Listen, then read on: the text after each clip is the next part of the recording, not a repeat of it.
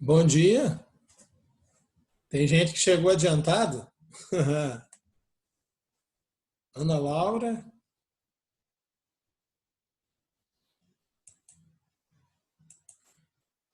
bom dia. Bom dia. Olá, que beleza, que deu certo, tá dando certo hoje, né? Pois é. Vamos aguardar um pouquinho o pessoal chegar, todo mundo, né? Que legal que vocês já estão chegando antes, parabéns. Vocês tiveram aula agorinha? Sim, de redação. Terminou quando? Foi 9 e pouco, nem lembro Ai, quando que era. então tá. Pensei que tava uma encadeada com a outra aí, de 10 em 10 minutos. Não, mas tem dia que é, mas hoje não foi. Tá. Para quem já está aqui agora, deixa eu falar para vocês. Eu tive uma resistência em usar aquele Meet porque não dava certo para mim de jeito nenhum, né? E aí, depois que alguns outros professores insistiram lá no colégio para usar o Zoom, eles aceitaram, né? E o Zoom eu já uso em outra escola, estou habituado, né? Então eu achei melhor. Então, como ainda não está contando o nosso tempo da nossa aula de certa forma, mas como eu já iniciei aqui, automaticamente já está gravando, né? E depois vai ficar disponibilizado para vocês. Eu vou tirar a minha cara feia daqui, tá, meninos? Vocês não são obrigados a aguentar isso, né? Aqui agora. Então é o seguinte, vocês estão vendo isso daqui? Sim, Tá aparecendo aí, belezinha, né? Então tá jóia. tá. Só preciso esperar que chegue todo mundo para começar mesmo. Mas vamos lá. O que foi dividido lá do Essa aí, qual que é material, a apostila? a apostila é do capítulo 4, né? Tá, E ó, tá vendo ele aqui, ó? É o 4, certo? Porque eu fiquei com os capítulos pares e o Anderson com os ímpares, certo? certo. Então, nós vamos trabalhar aqui sobre a Europa, o continente europeu, né? E um pouquinho, claro que acaba falando com a divisão com a Ásia, né? Então, vamos lá, então, aqui, vou só esperar um pouquinho para todo mundo chegar, porque vai ter alguma coisinha. Todo mundo pega o material para anotar algumas coisas, tá? Beleza? Tá bom. Então, eu já deixei preparado ontem. Vocês perceberam que eu não coloquei sala de espera, né? Vocês viram? Vocês já entraram, já foram aceitos, né? Que a Thaís disse que vocês reclamaram aí. Foi. Teve ocasiões que houve espera, né? Mas eu nunca, Aham, e não aceitava o professor. eu nunca seleciono essa opção, não, porque, né, para evitar problemas mesmo. Tá bom. Então, vamos lá, 59 agora. Quando for 11 horas, eu vou começar para valer. Geralmente, quantos alunos estão podendo assistir a aula ao vivo? Vocês sabem? Muitos alunos, tipo, por volta de 30. Tá, então tá ótimo, né? Tá ótimo essa É, um quantidade. número bom. Sim, beleza. Eu vou procurar que assim que terminarmos aqui, eu já vou mandar lá para o Fernando, lá com a aula gravada. Bem-vindo quem mais está chegando, né? Os que estão chegando aí, ou não chegou mais ninguém, então tem 7. Comigo, então tem 6 alunos. 10h59, quando virar aqui nós já vamos começar, né?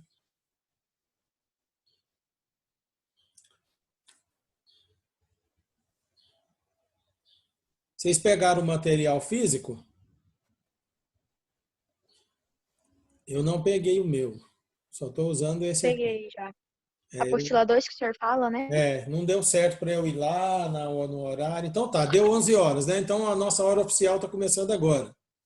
Beleza, pessoal? Então, mais uma vez, bom dia, né? Vamos nesse nosso primeiro encontro aqui no Zoom aqui. Vamos dar uma olhadinha aqui, né? Então, o nosso assunto aqui trabalhar sobre a questão da Europa, né? Só que aí eles colocam aqui, né? O encontro do Oriente com o Ocidente, ou do Ocidente com o Oriente, né? Então, vocês sabem que, do ponto de vista físico, né? Existe e também político, vamos assim dizer, existe o chamado Velho Mundo, que é a junção ali da Europa, da Ásia, sobretudo a Ásia perto da Europa, né? E da África, aquela parte do norte da África, ali a África onde hoje são países como Marrocos, Tunísia, Argélia, o Egito, né? Enfim, a Líbia. Então, esse é o Velho Mundo, né? E esse Velho Mundo ele se divide com a Ásia. E aí, vocês anotem aí, do ponto de vista físico, a Europa se parece muito mais com uma península da Ásia. A Europa é uma península da Ásia, ou seja, uma parte do continente asiático, na verdade, né? Beleza, pessoal? Anotou isso aí? Vocês podem olhar que aqui tem um destaque, aqui onde eu estou com o cursor, mostrando que realmente aqui a parte onde eu estou com o cursor é toda essa parte aqui, é uma pequena ponta de toda a Ásia, né? Então, península é uma parte do continente que avança para o oceano. Então, é isso que é península. Então, do ponto de vista físico, a Europa é uma península da Ásia. Algo mais que eu vou falar para vocês, olha só, né? Então, vocês podem notar o seguinte, eu vou demonstrar para vocês aqui algumas penínsulas da Europa, começando pela península da Escandinávia ou Península Escandinava. Então, vocês estão vendo quais são os países que estão nessa península, sobretudo a Noruega e a Suécia. Então, essa é uma das penínsulas europeias. Aqui onde está a Dinamarca é a península da Jutlândia. Jutlândia, né? Pessoal, vocês podem falar comigo quando vocês quiserem, tá? Fiquem à vontade, tá, galera? Beleza? Agora a gente tem 9 Beleza. alunos. Bom, aqui, Escandinávia, Jutlândia, aqui, de onde nós temos a origem da colonização das terras no continente americano pelos europeus, vocês sabem que foi pelos portugueses, né? Então, nós temos aqui, então, a Península Ibérica, aonde fica Portugal e Espanha, né? E, por fim, a Península Itálica, aonde fica, então, o país chamado Itália, né? Que os reinos da Península Itálica que foram unificados ali no final do século XIX e formaram um país chamado Itália. Essa concepção de estados modernos, se já estudaram em história. Então, estas são as penínsulas europeias aqui. E aqui ainda tem aonde fica a Grécia, né? E uma parte aqui da onde era a antiga Iugoslávia, com todos esses países que estão descritos aqui, a Eslovênia, Croácia, Bósnia e Herzegovina, Montenegro, Kosovo, Macedônia, né? Essa aqui é a Península Balcânica, ou então os Balcãs. Então, estas são as penínsulas europeias. Existem lugares também muito chave na Europa, né? Lugares que nós vamos comentar aqui agora. Aqui, ó. Entre a França e o Reino Unido aqui, né? No sul da Inglaterra, tem um canal chamado Canal da Mancha. São 33 quilômetros que separam esses dois países aí, né? Então, na época da Segunda Guerra, o Hitler posicionou aqui, ó, os alemães posicionaram lançadores de bombas voadoras, as V1 e V2, que eram os foguetes, na verdade, né? E lançavam, atravessavam aqui para atingir o território britânico. Aqui nós temos um outro lugar muito importante, que é um lugar que tem 14 quilômetros de largura, que separa o norte da África e no Marrocos, né, da Espanha, que é o Estreito de Gibraltar. Né? Do lado de cá, na Europa, tem um importante paredão rochoso, que é o chamado Rochedo de Gibraltar. Gente, só são 14 quilômetros, ou seja, é um pouco mais do que a Avenida Brasil. Se vocês conhecem bem o que é a Avenida Brasil em Anápolis, ela vai da BR, do trevo da BR 153 com a 414, ali perto da União Evangélica, né? Tem um viaduto lá, e ela vai até o trevo do Daia, né? Que é onde também tem um viaduto. Ela tem 13 quilômetros. Então, esse estreito é mais um pouco do que isso. Gente, para áreas marítimas, isso é muito pouco e é freneticamente movimentado por navios de carga e até de passageiros. Não nesse período que nós estamos em pandemia, né? Mas, enfim, os de carga continuam aí, petroleiros, né, por exemplo, né, navios carregados de petróleo. Bom, aqui tem um outro lugar muito importante para toda a história da humanidade, inclusive em parte do texto que está falado aí, né? É uma das partes aqui que vai separar a Europa da Ásia, que é o Estreito de Bósforo. Ele fica na Turquia. Ele separa a parte europeia da Turquia, que vocês estão vendo aqui, da parte asiática. Então, esses são lugares-chave aqui para a gente saber, ok? Há uma outra questão. A Europa, como ela é toda assim, ela em si é uma península, vamos dizer, sobretudo a Europa Ocidental, ela tem esses países têm uma distância em relação ao meio aquático oceânico não muito grande. É possível em 350, 400 quilômetros, em praticamente qualquer país europeu, estando no centro do país, chegar ao Mediterrâneo ou ao Atlântico aqui, que aqui eles chamam inclusive ele de Mar do Norte, né? Ok? Aqui é o Mar Báltico, né? Enfim, é possível chegar. Outra coisa agora, então, que vocês devem anotar. O que separa a Ásia da Europa? Ao pé da letra, né? O que separa? Nessa região que eu estou mostrando aqui, tem uma elevação chamada Montes Urais. Vamos chamar de cadeia de montanhas. Poderia ser falado assim, embora não sejam tão altas. Os Urais. Então, ele é um tipo de limite natural, né, que é uma coisa que existe na própria natureza.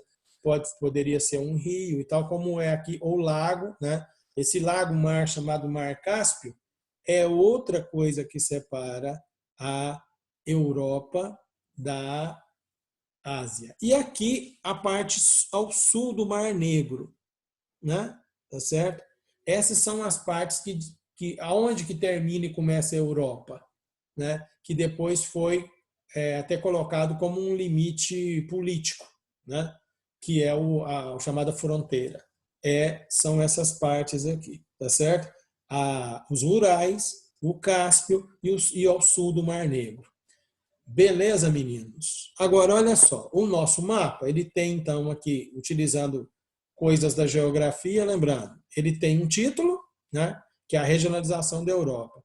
Vocês podem olhar que, basicamente, a Europa é dividida em Europa Ocidental, ou seja, o lado oeste, que está para a esquerda, né, e em Europa Oriental, que é o lado direito, né, do mapa. E aqui eles ainda destacam, com essa lista, os países que pertenciam à antiga União Soviética, né? Então, a Europa Ocidental ela tem a grande referência, muitas vezes, para se dizer de onde é a Europa Ocidental Oriental, é a própria Alemanha, que está bem aqui, né? Então, para cá, incluindo aí a Áustria aqui, né? E aqui tem um pedaço do território que não está aparecendo muito aqui, mas é a Hungria, né?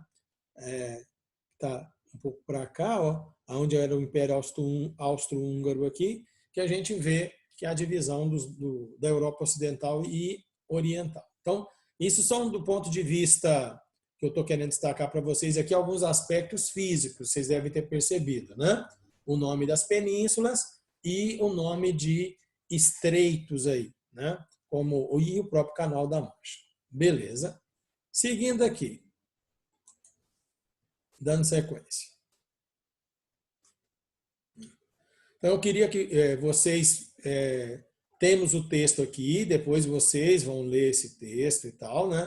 Mas vamos destacar aqui que a Rússia, né, ela é o maior país da Europa. Certo, pessoal? A Rússia ocupa 5 milhões de quilômetros quadrados, a Rússia é europeia. A Rússia possui um território de mais 12 milhões de quilômetros quadrados na Ásia. Ou seja, trocando em miúdos, a Rússia toda é o dobro do tamanho do Brasil. Né? Quando ela era União Soviética, ela possuía 22 milhões de quilômetros quadrados. Está até escrito aqui. Ó. Tá certo?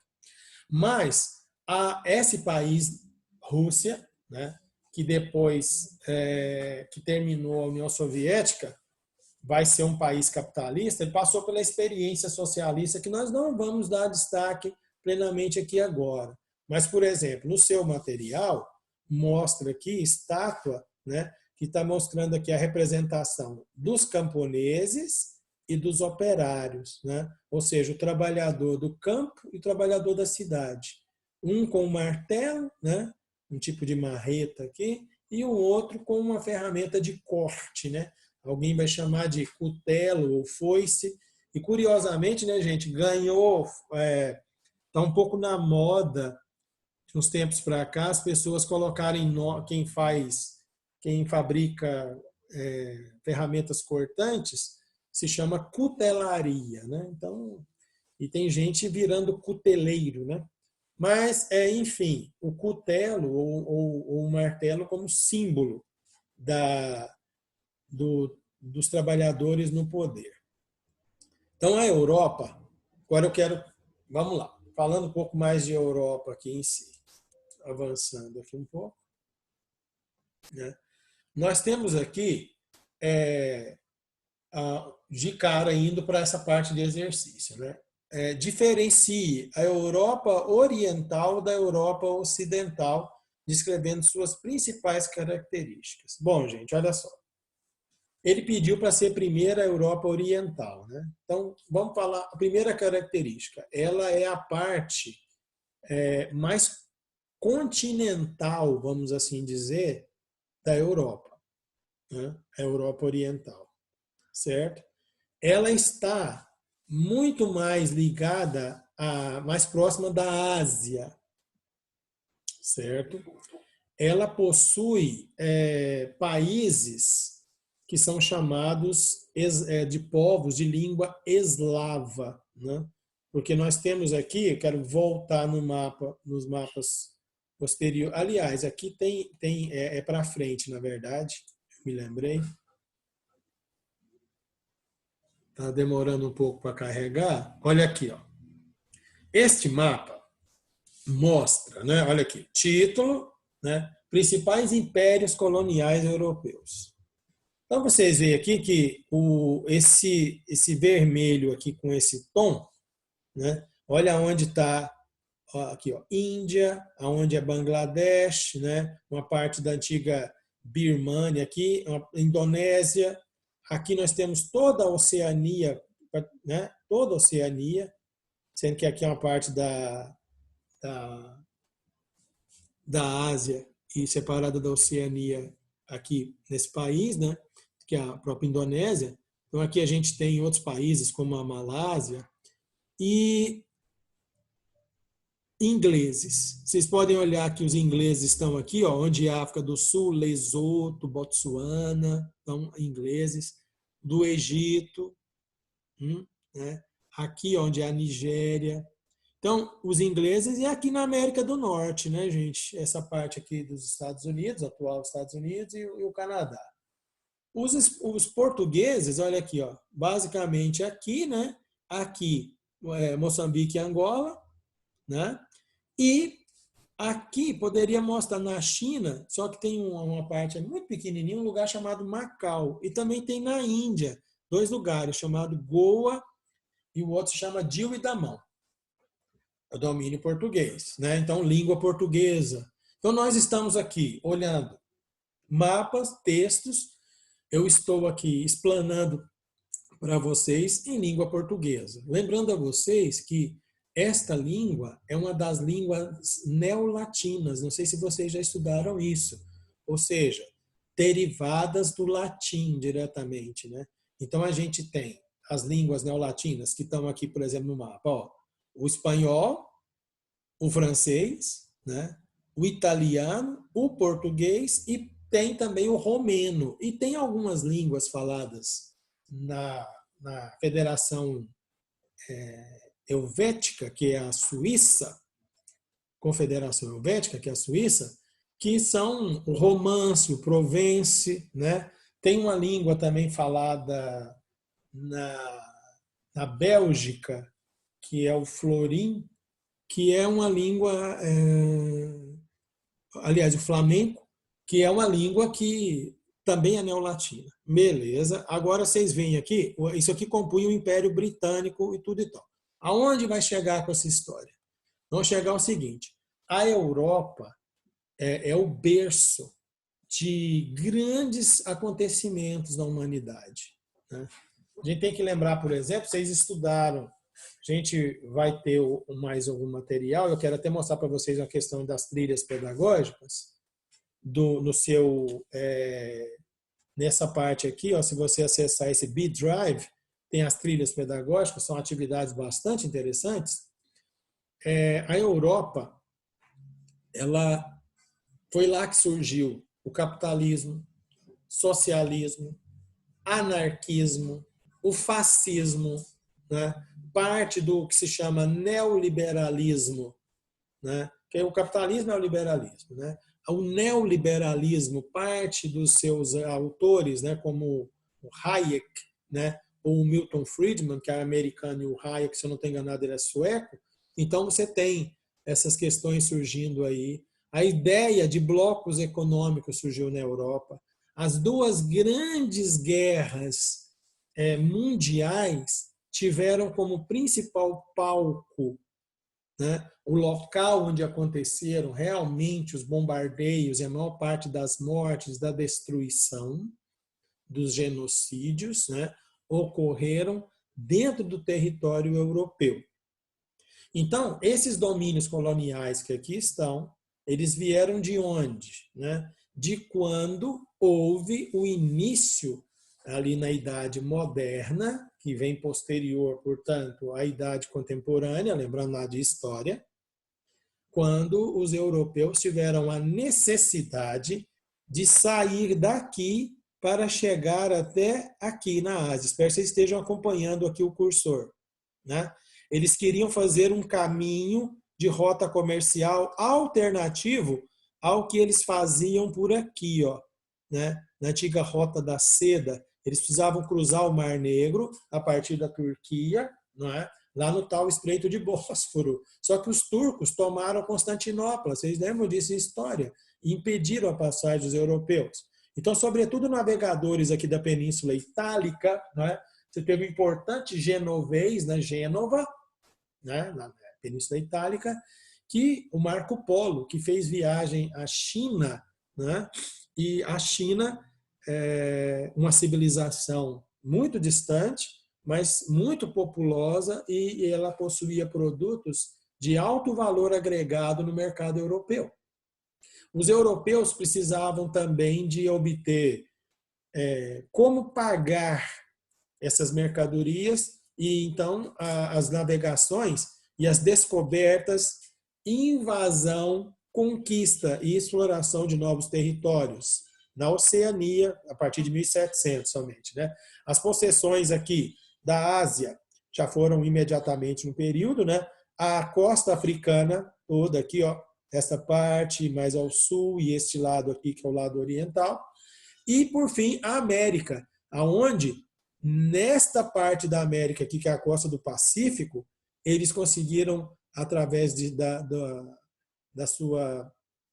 seu conhecimento desta parte do continente, eles conseguiram explorar grandes quantidades de prata, ouro, cobre, estanho e pedras preciosas, que foram Marcelo. transformadas em moeda para comprar os produtos na Ásia. Diga.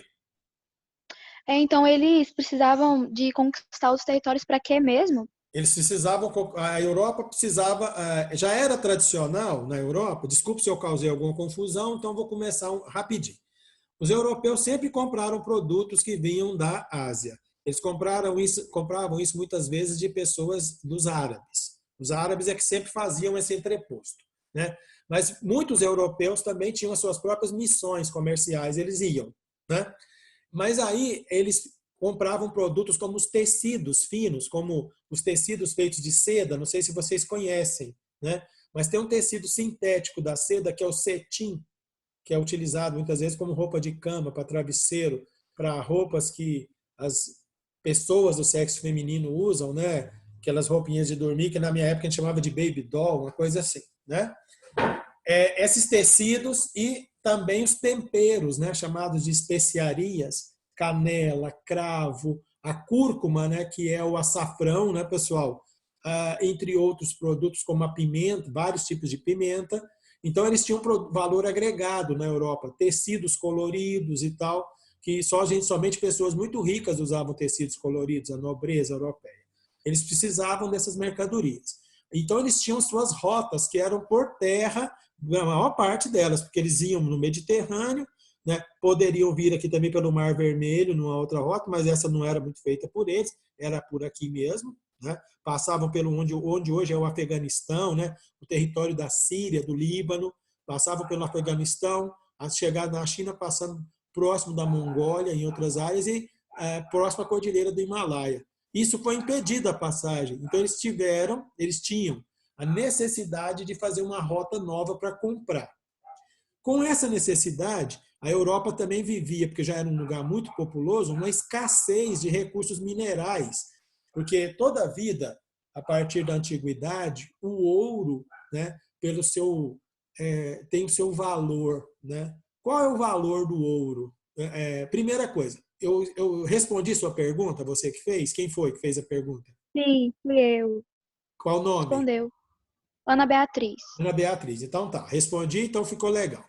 O ouro, ele tem um valor, não sei se alguém já explicou isso para vocês, que o ouro ele não oxida, ele não se perde. O ouro ele não enferruja, por exemplo, nem a prata. Então o que acontece? Esses materiais eles são, vamos dizer assim, eternos. E eles ganharam valor como moeda, né? Então antigamente existia o padrão ouro, que vai começar sobretudo com as navegações. Então tá. A Europa, quando fez as navegações para a Ásia, oficialmente algumas caravelas se perderam e acabaram descobrindo na América. Vocês sabem dessa história. Só que existem outros estudos que mostram que isso tudo é uma grande conversa fiada, né? Que os europeus já compraram mapas de chineses que já tinham visitado o território da América. Então eles tinham as cartas náuticas, que é o nome dos mapas marítimos, em que estavam descritos os litorais aqui da América toda, do lado do Atlântico. E também há estudos que mostram que na América do Norte, aqui, ó, onde essa grande baía do rio Hudson, aqui no Canadá, essa parte aqui do Canadá e essa dos Estados Unidos, eram visitadas por povos que viviam aqui, ó, nesse país chamado, onde hoje é a Islândia, e aqui na Escandinávia, que eram vikings, que eram grandes navegadores. Mas, enfim, o que aconteceu? Os europeus chegaram, invadiram, conquistaram, exploraram esses territórios, conectando esses territórios à Europa para explorá-los. Eles deram início, então, a um processo chamado globalização, que é interligar as diferentes partes do mundo a uma cabeça. Então, é como se fosse assim, a Europa, que está aqui, ocidental, por suas potências, porque vocês lembram que os primeiros países a fazer grandes navegações a longa distância estavam na Península Ibérica, Portugal, que está aqui de amarelinho, e a Espanha, que é o verde. Depois vieram a França e a Inglaterra, também a Holanda e a Bélgica, né? E depois, de forma muito atrasada, a Itália, né, e a Alemanha tiveram colônias também. Então, eles colonizaram, ou seja, levaram pessoas do seu povo com a sua língua, com outra cultura, né, que era uma cultura baseada com valores cristãos, porque já crescia nessa época a ideia de um Estado laico, né? A formação dos Estados nacionais da Europa caminhou para a formação de Estados laicos. Mas, gente, eu não estou entendendo por que já está aparecendo aqui o final de tempo, sendo que são 30 minutos a aula e agora ainda é 11h25. Vamos continuar, né, para terminar. Lembrando, então, a língua que nós falamos no Brasil, que está aqui, que é uma língua neolatina, e as línguas de origem germânica, como o holandês, que está aqui, ó, né? O alemão e o inglês, estas línguas foram também espalhadas pelo mundo, né? Então, os europeus espalharam a sua cultura. A Europa é o berço de grandes transformações. Eles levaram seu modo de vida para os povos nativos do continente americano, das 3 Américas, para toda a África e influenciaram toda a Ásia e a Oceania. Então, os europeus, eles foram os povos dominantes, eles eram as chamadas metrópoles, não é? Que era a sede dos governos, e tinham as colônias que eram exploradas. O poder, essas colônias dependiam do poder político, econômico, não é? Todo vinha da Europa. Então eu queria continuar aqui falando que a Europa parecia como um polvo. Vocês já estudaram que o polvo é um ser marinho, não é? Que é um tipo de encefalotórax, né? Ele não tem, como nós humanos, cabeça, tronco e membros. Os seus membros já são ligados à sua cabeça, né? Então, quando se fala de um país imperialista, e aí vocês veem aqui, ó, impérios coloniais europeus, ou seja, domínio imperialista, ou quando se fala hoje do imperialismo americano, ou se falava do Império Britânico, que era o principal, e você já deve ter visto isso com o Anderson, né? Quando se fala da questão da ordem mundial, quando tinha a ordem monopolar ou unipolar, quando o Império Britânico dominava ali até as proximidades ali na Primeira Guerra Mundial. Depois tem a ordem bipolar e hoje nós temos aí a multipolar. Lembraram, né? Então, nessa época, o Império Britânico é como se fosse um polvo. Aonde está a cabeça? Que a palavra capital significa cabeça, né? Capita é cabeça em latim, né? Capital significa cabeça. A cabeça estava aqui do Império e os tentáculos, e o polvo tem 8 tentáculos muito fortes, muito poderosos, não é? Com ventosas, não é, gente? Que são aquelas superfícies capazes de aderirem com um tipo de sucção, não é? Então, o polvo Sim. pode esmagar a longa distância, né? Levando, então, trazendo para a cabeça, né? Aquilo que ele deseja, ou abraçar a longa distância com seus poderosos tentáculos. Esse é que significa o domínio imperial. Atualmente, né, a partir, sobretudo, da Segunda Guerra Mundial, como é que foi com os Estados Unidos? Que aqui agora a gente foge de falar de Europa para citar os Estados Unidos. Os Estados Unidos se transformaram num país imperialista. O Império Americano, ele é representado pela sua influência na cultura no mundo inteiro, através do cinema, da música, do estilo do The American Way of Life, né, que é o estilo de vida americano, que o cinema, sobretudo, propagou, as séries de TV.